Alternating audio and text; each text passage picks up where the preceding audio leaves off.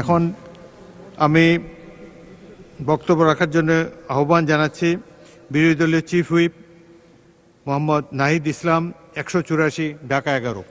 বক্তব্য রাখুন। বিসমিল্লাহির রহমানির রহিম। ধন্যবাদ মাননীয় স্পিকার। জুলাই গণ অভ্যুত্থান এবং জুলাই যোদ্ধাদের উপর আনীত শোক প্রস্তাবের উপর আলোচনা করার সুযোগ দেবার জন্য। আজকের দিনটি আমাদের জাতীয় জীবনে অনেক ঐতিহাসিক একটি দিন, ব্যক্তিগতভাবে আমার জীবনেও। 2024 সালের 5ই আগস্ট তথা 36শে জুলাই শাহবাগ থেকে ছাত্র জনতার মিছিল নিয়ে আমি এবং আমার সহযোদ্ধারা এই জাতীয় সংসদের প্রাঙ্গণে আমরা এসেছিলাম। ছাত্র জনতাকে সাথে নিয়ে ফ্যাসিস্ট মুক্ত করেছিলাম এই মহান জাতীয় সংসদকে। সেই দিন আমাদের ভূমিকা ছিল বৈপ্লবিক। আজকে একটা ভিন্ন প্রেক্ষাপটে গণতান্ত্রিকভাবে নির্বাচিত হয়ে আজকের এই মহান জাতীয় সংসদে কথা বলতে পারছি, সেজন্য মহান আল্লাহ তাআলার কাছে এবং জুলাই গণ অভ্যুত্থানের সকল শহীদদের কাছে কৃতজ্ঞতা প্রকাশ করছি। মাননীয় স্পিকার, হাজারো শহীদের রক্ত মানানো আর অসংখ্য আহত পঙ্গু দেশপ্রেমিকের সর্বস্ব ত্যাগ করা মহান গণ অভ্যুত্থানের ফসল এই সংসদের অভিভাবক হিসেবে নির্বাচিত হয়ে আপনাকে অভিনন্দন জানাচ্ছি। মাননীয় সংসদ নেতা, মাননীয় বিরোধী দলীয় নেতা এবং মাননীয় বিরোধী দলীয় উপনেতা এবং সকল মাননীয় সংসদ সদস্যদেরও অভিনন্দন জানাই। আমি শ্রদ্ধার সাথে স্মরণ করছি আমার সেই ভাই বোনদের যারা নিজের বুক বুলেটের সামনে উন্মুক্ত করে দিয়ে আমাদের আবারও স্বাধীন করে নিজেরা স্মৃতি হয়ে গিয়েছেন। আমরা তাদের শাহাদাত কবুলের জন্য মহান আল্লাহর কাছে দোয়া করছি।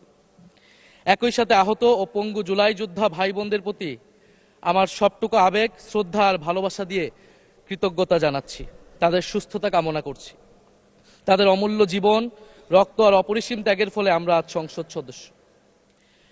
24-এর গণ অভ্যুত্থানের বৈষম্য বিরোধী ছাত্র আন্দোলনের নেতৃত্বে অংশ নিয়েছিল ছাত্র, শ্রমিক, কৃষক, শিক্ষক, অভিভাবক, সাংস্কৃতিক কর্মী, আলেম সমাজ, তরুণ সেনা অফিসার ও সৈনিকগণ ও প্রবাসী বাংলাদেশি ভাই ও বোনেরা। অভ্যুত্থানে গুরুত্বপূর্ণ ভূমিকা রেখেছে আমাদের নারী সমাজ, সামনে থেকে নেতৃত্ব দিয়েছে ও নির্যাতিত হয়েছে। আন্দোলনে প্রাইভেট বিশ্ববিদ্যালয়, মাদ্রাসা ও স্কুল কলেজের ছাত্রছাত্রীদের ভূমিকা ছিল তাৎপর্যপূর্ণ। গণ অভ্যুত্থানে ভ্যানগার্ডের ভূমিকা ছিল ফ্যাসিবাদ বিরোধী রাজনৈতিক দলের নেতাকর্মীরা। স্মরণ করছি ছাত্রদল, ছাত্র শিবির, ছাত্র শক্তি, ছাত্র অধিকার পরিষদ এবং বিভিন্ন ইসলামপন্থী ও বামপন্থী ছাত্রকর্মীদের যারা সাহসিকতার সাথে লড়াই করেছিল বৈষম্য বিরোধী ছাত্র আন্দোলনে।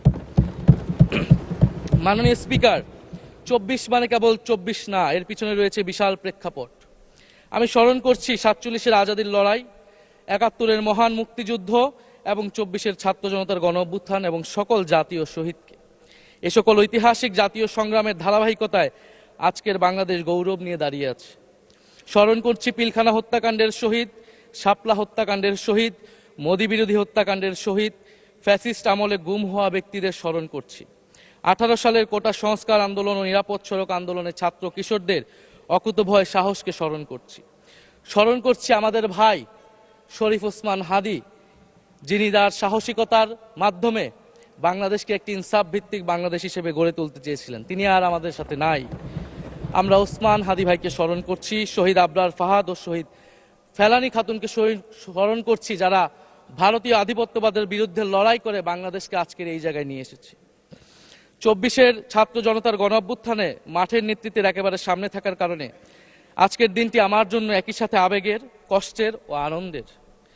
আমাদের সংগ্রামের সাথী শহীদ আবু সাইদ, শহীদ মুগ্ধ, শহীদ ওয়াসিব, 4 বছরের শিশু আহাদ, 6 বছরের শিশু রিয়া গোপ সহ প্রায় 150 শিশু শহীদ। মাননীয় স্পিকার, পুলিশের এপিসি থেকে ফেলে দেওয়া শহীদ ইয়ামিন, সাভারের আশুলিয়ায় ভ্যানের উপরে জীবন্ত অবস্থায় আগুনে পুড়িয়ে মারা কিশোর শহীদ সজল সহ অগণিত মানুষের স্মৃতি আমাকে প্রচন্ডভাবে নাড়া দিচ্ছে। মাননীয় স্পিকার, আপনি মাননীয় সংসদ নেতা, বিরোধী দলীয় নেতা সহ সংসদের সকল সদস্য এবং আপনার মাধ্যমে দেশবাসীর উদ্দেশ্যে আরো স্মরণ করিয়ে দিতে চাই মাকে উদ্দেশ্য করে লেখা চিঠি 10ম শ্রেণীর ছাত্র শহীদ আনাসের, যিনি বলেছিলেন, একটি প্রতিবন্ধী কিশোর, 7 বছরের বাচ্চা ল্যাংড়া মানুষ যদি সংগ্রামে নামতে পারে তাহলে আমি কেন বসে থাকবো ঘরে? একদিন তো মরতেই হবে, তাই মৃত্যুর ভয় করে স্বার্থপরের মতো ঘরে বসে না থেকে সংগ্রামে নেমে গুলি খেয়ে বীরের মতো মৃত্যু অধিক শ্রেষ্ঠ। যে অন্যের জন্য নিজের জীবন বিলিয়ে দেয় সেই প্রকৃত মানুষ। আমি যদি বেঁচে না ফিরি তবে কষ্ট পেও না, গর্বিত হয়েও জীবনের প্রতিটি ভুলের জন্য ক্ষমা চাই। আনাস তার মাকে এই চিঠি লিখে রাস্তায় নেমে গিয়েছিলেন, শহীদ হয়েছিলেন মাননীয় স্পিকার, যাদের আত্মত্যাগের কারণে আজকে আমরা এখানে বসে কথা বলতে পারছি। মাননীয় স্পিকার, জুলাই গণঅভ্যুত্থানের সাথে জড়িয়ে আছে দেশনেত্রী বেগম খালেদা জিয়ার সংগ্রাম ও তার আত্মত্যাগ। ওনার সংগ্রাম অনুপ্রাণিত করেছিল বাংলাদেশের তরুণ সমাজকে আত্মত্যাগ করতে, আত্মহুতি দিতে গণ অভ্যুত্থানে। আমরা আজকে তাকে শ্রদ্ধার সাথে স্মরণ করছি। মাননীয় স্পিকার, আমি বিশ্বাস করতে চাই আমরা যারা সংসদে বসতে পেরেছি কেউই এই শহীদের রক্তের সাথে বেইমানি করব না। কারণ জুলাই গণ অভ্যুত্থান মানে শুধু জুলাই গণ অভ্যুত্থান নয়, এটি নতুন বাংলাদেশের আকাঙ্ক্ষা। গণভোটের রায় অনুযায়ী আমরা যেমন সংসদ সদস্য, একইভাবে সংবিধান সংস্কার কমিশনের সদস্য। আমাদের সরকারি দলের বন্ধুরা অবিলম্বে সংবিধান সংস্কার কমিশনের সদস্য হিসেবে শপথ নেবেন বলেই আমরা বিশ্বাস করি। আমরা একই সাথে গণতান্ত্রিক সংস্কারগুলো সাধন করতে চাই। 70% মানুষ গণভোটে তাদের রায় জানিয়ে দিয়েছে মাননীয় স্পিকার। গণতন্ত্রে জনতার রায় সার্বভৌম, তার উপর কোনো আইন বা বিধান চলতে পারে না। মাননীয় স্পিকার, আমরা বিচার চাই, জুলাই গণহত্যার বিচার চাই, শরীফ ওসমান হাদি হত্যার বিচার চাই, গুম খুনের বিচার চাই, বিগত সময়ে হওয়া লুটপাট এবং দুর্নীতির বিচার চাই। জুলাই মানেই নতুন বন্দোবস্ত, গণতান্ত্রিক অন্তর্ভুক্তিমূলক বৈষম্যহীন দেশ। জুলাই মানে আধিপত্যবাদ মুক্ত, ফ্যাসিস্ট মুক্ত দেশ। জুলাই মানে মানবিক মর্যাদা ও দায় ও দরদের বাংলাদেশ। মাননীয় স্পিকার, আমি শেষ করবো একটি কথা বলেই। আজকে সবাই এক বাক্যে স্বীকার করে নিয়েছেন যে জুলাই গণ অভ্যুত্থানের শহীদদের কারণে আমরা এই মহান সংসদে বসতে পেরেছি এবং এই মহান সংসদে আমরা সকলেই ফ্যাসিবাদ মুক্ত, ফ্যাসিবাদ বিরোধী লড়াইয়ের সৈনিকেরা এখানে আসিছি।